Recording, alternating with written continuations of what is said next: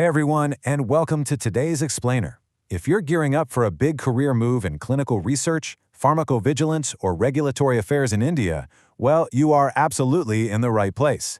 Today we're digging into a literal game changer of a playbook, Schedule Y. Together, we're going to break down this complex world of regulatory compliance into actionable takeaways that will seriously help you navigate your next clinical research interview. So think about it. What actually stands between you and an offer letter from a top contract research organization? Beyond your degree or your passion for science, it almost always comes down to your grasp of the regulatory framework. Interviewers are looking to test your ability to navigate the rules that actually keep patients safe. Really grasping these rules? That's exactly how you stand out from the crowd. All right, here's our quick roadmap for today. 1. An overview of Schedule Y. 2. Paperwork and trial fees. 3. Ethics and patient consent. 4. Managing serious adverse events. And finally, 5. Acing your CRO interview. Okay, let's dive right into Section 1, Overview of Schedule Y, the blueprint. So, before enforcing any rules, we kind of need to know where they come from, right? Schedule Y is the regulatory guideline born straight out of the Drugs and Cosmetics Act of 1940 and the rules of 1945. It is literally the legal backbone of Indian clinical trials. It defines the exact strict requirements for conducting trials, as well as importing and manufacturing new drugs.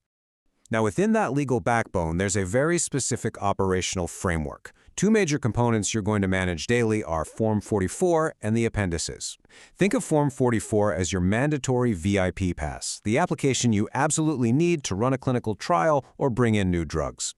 Accompanying that are the 11 appendices. These are exhaustive manuals detailing everything from animal toxicology data to the exact formatting you need for study reports. Moving right along to Section 2, Paperwork and Trial Fees, the cost of playing. Now take a look at this stark contrast in fees based on the trial phase here. A Phase 1 clinical trial application carries a fee of 50,000 rupees. But then, for Phase 2 and Phase 3, that drops significantly down to 25,000 rupees. Why? Well, Phase 1 is the very first time a drug is introduced to humans. The intense review of toxicology data and safety profiling requires immense oversight, so this fee structure simply reflects that heavy initial administrative burden. Which brings us to Section 3, Ethics and Patient Consent, the human element. Let's talk about the referees of the trial, the Ethics Committee. The absolute magic number to remember here is 7. According to Appendix V8, a committee needs a minimum of 7 members. Oh, and here's a really crucial detail for your interview. The chairperson must come from outside the institution to guarantee complete impartiality.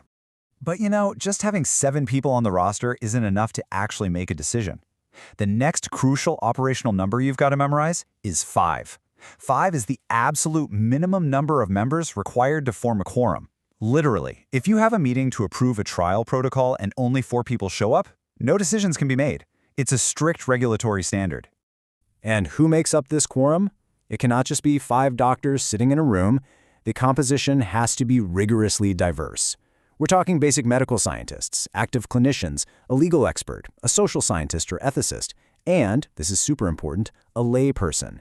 This ensures ethical issues are examined from multiple angles, from the highly scientific all the way down to the everyday human experience. Okay, so once the Ethics Committee gives the green light, the investigator takes on a massive responsibility, securing informed consent, which is detailed in Appendix V. Listen, this is not just a quick signature on a piece of paper. It must be entirely voluntary and thoroughly documented in writing. The patient has to be clearly informed of the study's purpose, any foreseeable risks, the compensation available in case of an injury, and, this is paramount, their absolute right to withdraw from the trial at any time without any penalty whatsoever. As an investigator, protecting the patient through this non-negotiable process is your #1 duty.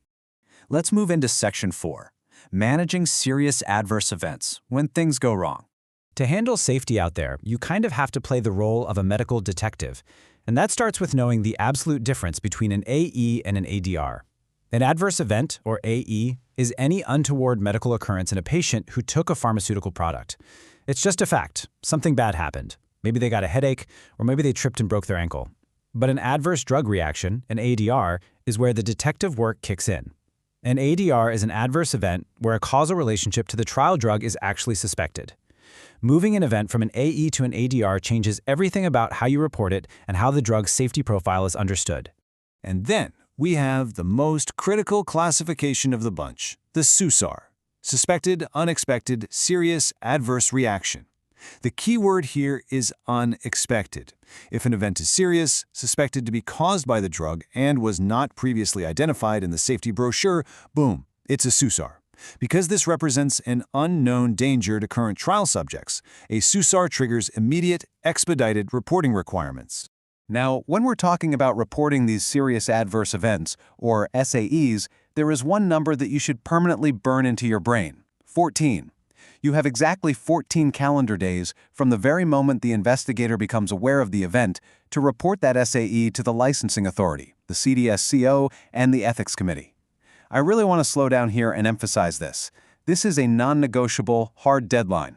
Missing this 14-day window doesn't just look bad, it is a massive regulatory violation that actively compromises patient safety.